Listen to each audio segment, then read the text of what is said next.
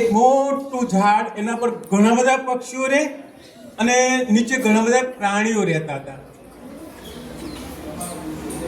એ ઝાડ ઉપર કેટલાક મોર રહેતા હતા. એ સમજ્યા નહીં ને?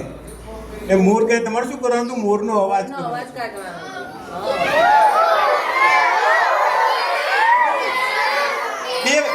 બે વખત જ બોલવાનું. હા, બે જ વખત, ત્રીજી વાર નહીં. અને નર જાતિ નારી જાતિ ખ્યાલ આવે ને તમે? એ નર જાતિ હોય તો છોકરાઓ અવાજ કરશે, નારી જાતિ છે તો છોકરીઓ અવાજ કરશે. તો એ જંગલમાં એ ઝાડ હતું, એમાં સૌથી પહેલા આપણે કોને યાદ કર્યા? મોરને. કેમ? કારણ આપણું રાષ્ટ્રીય પક્ષી છે, એને યાદ કરવું પડે ને આપણે. મારીએ નહીં, એને જીવાડીએ. તો મોર રહેતા હતા, એમાં થોડીક કોયલોય રહેતી હતી. Very good. આવા ઘણા બધા પ્રાણીઓ, એમાં પેલા વૃક્ષ ઉપર નીચે પ્રાણીઓ હતા, ઉપર કાગડા બોલતા હતા.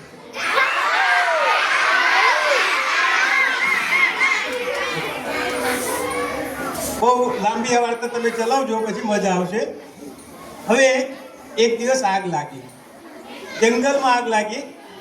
એટલે જંગલમાં આગ લાગી એટલે પેલું ઝાડ તો કંઈ બચે નહીં. એ ધીમે ધીમે આગ પસરતી પેલા મોટા બોરિયાવડી જેવું મોટું ઝાડ હતું. તો ત્યાં આગળ અગ્નિ જ્વાળા આવતી હતી. તો સૌથી પહેલા પેલા કાગડાઓ જોઈ.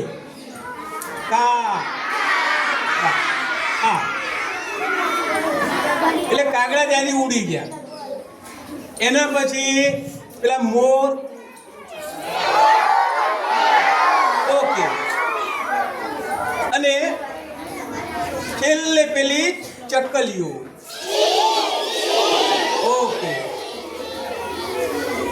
આ ચકલીઓ એમણે જોયું કે ઝાડ ઉપરના બધા જ પક્ષીઓ ઉડી ગયા છે, કારણ કે બધાને ડર લાગતો હતો કે આ ઝાડને આગ વધારે પ્રસરતા આપણે બળી જઈશું. પણ આ ચકલીઓ એ તમારા જેવી હતી. એમણે વિચાર કર્યો કે આ ઝાડ ઉપર એમ તો આપણે માળા બાંધ્યા હતા, અહીંયા આપણે ઈંડા મૂક્યા હતા, અહીંયા આપણે બચ્ચા થયા, આપણે એમને ઉછેર્યા, એ મોટા થયા. કેટલી પેઢીઓથી આપણે આ ઝાડ ઉપર રહીએ છીએ, અને આ ઝાડને જ્યારે મુશ્કેલી આવી એટલે આપણે એને મૂકીને જતા રહીએ એ યોગ્ય નથી. આપણે એને બળતું ઠારવું પડે. એટલે ચકલીઓ જોયું તો મોટું એક તળાવ હતું. એ બધી ચકલીઓ ઝાડ પર એના બધી ચકલીઓ ઉડી એટલે તળાવે ગઈ અને પોતાની ચાંચમાં પાણી ભરીને ઝાડ ઉપર છાંટવા માંડી. હવે આવડું મોટું ઝાડ અને આટલી ચકલીઓ, એ ચકલીના ચાંચમાં લીટર પાણી સમાય. પણ આ ચકલીઓએ પ્રયત્ન કર્યો કે એમણે પેલા ઝાડ ઉપર પોતાની ચાંચમાં જેટલું પાણી આવે એટલું લાવીને છાંટવા માંડી.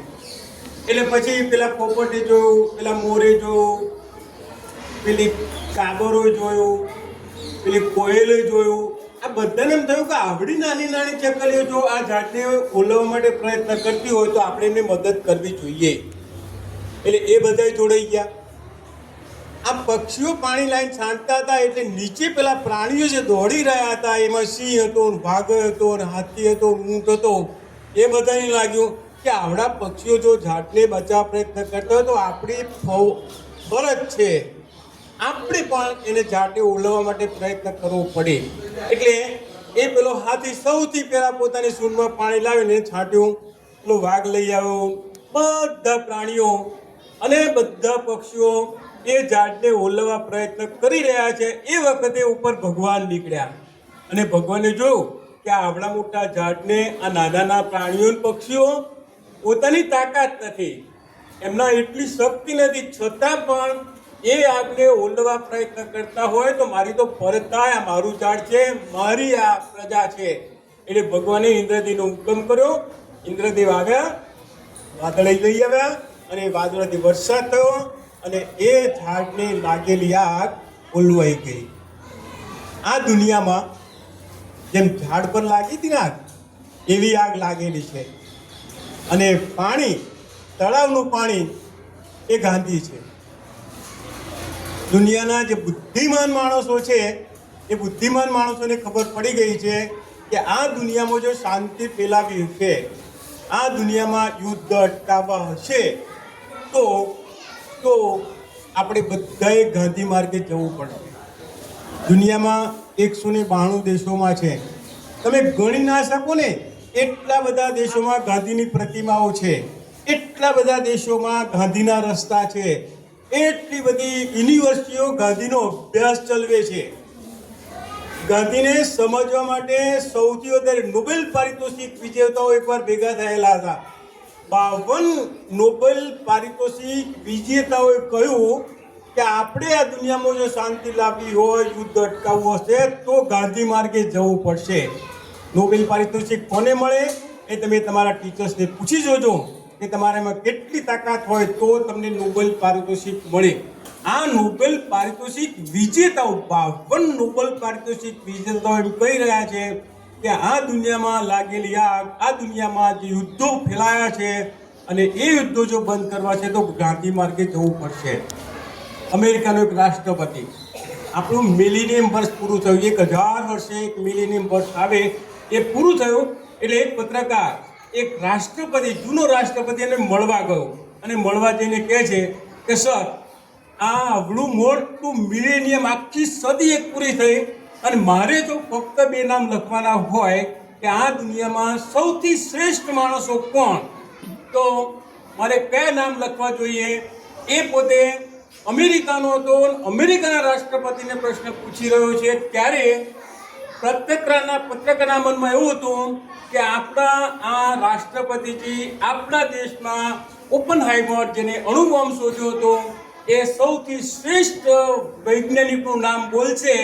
પેલા રાષ્ટ્રપતિ પોતાની ખુશીમાં બેઠા છે. જ્યારે પ્રશ્ન પૂછ્યો કે મારે ફક્ત 2 નામ લખવાના હોય, 2 નામ દુનિયાને જણાવવાના હોય, મિલેનિયમ સદીના નામ મારે કહેવાનું, તો મારે કોનું નામ લખવું જોઈએ, કોનું નામ મૂકવું?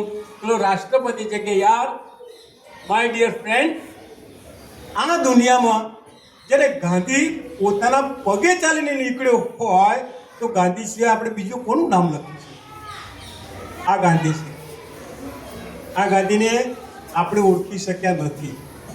એ ગાંધી નાનો હતો ને તમારા જેવડો, સ્કૂલે જાય, એ ભણે. તમને પ્રસંગ ખબર જ હશે કે એના સાહેબે ઇન્સ્પેક્શન આવ્યું. ઇન્સ્પેક્શન ટીચર્સનું હોય, તમારું ના હોય. તમારા સાહેબોનું ઇન્સ્પેક્શન થતું હોય તો એને પેલા મિસ્ટર જાઇલ્સ એમને 5 સ્પેલિંગ લખ્યા, એક સ્પેલિંગ ગાંધીએ ખોટો લખ્યો હતો. એટલે સાહેબ ફરતા ફરતા એમના પગનો બૂટ એને કમરમાં અડાડ્યો અને કહ્યું, પેલા સાહેબ ના જોઈ કે એ મોહન, તારો સ્પેલિંગ ખોટું છે, બાજુમાં જોઈ સુધારી લે. પણ ગાંધીએ સ્પેલિંગ બાજુમાં જોઈ નહોતો સુધાર્યો. એને લખ્યું નથી, સાહેબનું નામ લખ્યું નથી, પોતાની આત્મકથા સત્યના પ્રયોગ લખ્યું. એમાં મારા સાહેબનું અપમાન થાય એટલે સાહેબનું નામ લખ્યું નથી. પણ એ ગાંધી પોતાના સાહેબને વગોવતો નથી કે મારા સાહેબે, હા એમને પ્રસંગ જરૂર લખ્યો છે કે આવું મારા સાહેબે મને કહ્યું, પણ મેં એમનું નામ દુનિયાને જણાવ્યું. કારણ કે ગાંધીની આત્મકથા દુનિયામાં સૌથી વધુ વેચાય છે આજની તારીખે. પણ તમને નામ ખબર છે એનું, આત્મકથાનું નામ? જો, હા બોલ બેટા. આ તું જ, તે એકલી જ આંગળી ઊંચી કરી છે. Very good. શું નામ તારું? જોશી શ્રેયા. શ્રેયા જોશી છે. એને મને તાળી તો પડે, આટલા બધા નામ આવે. તો હું પલકાબેનને વિનંતી કરું, એમને જરૂર પડે તો હું 30 ઓટોબાયોગ્રાફી, મારું વર્ષ નીચે રહી ગયું ને બેન, આવે તો